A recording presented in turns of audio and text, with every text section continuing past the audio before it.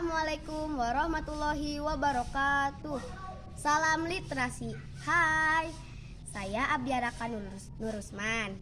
Pada kesempatan kali ini saya akan membacakan puisi yang berjudul Indahnya Berbagi. Puisi ini saya buat setelah saya membaca buku cerita yang berjudul Indahnya Berbagi, yang ditulis oleh Haryana dan diterbitkan oleh Cevi Putra Nugraha. Selamat menyaksikan.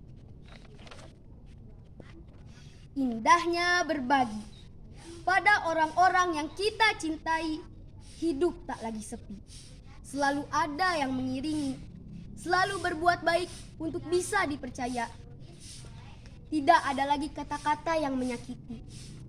Meski luka hati belum sembuh terobati, demi orang-orang yang kita cintai, kita simpan luka di hati. Demi cintanya yang terus dinanti, aku, kamu hanya sementara hidup di sini. Esok lusa semua akan tiada, dengan amal saja yang menemani. Demikian, terima kasih.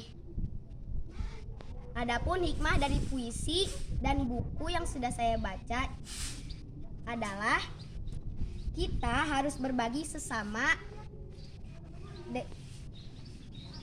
agar kita bisa dianugerahi rezeki yang berlimpah oleh Allah Subhanahu wa taala.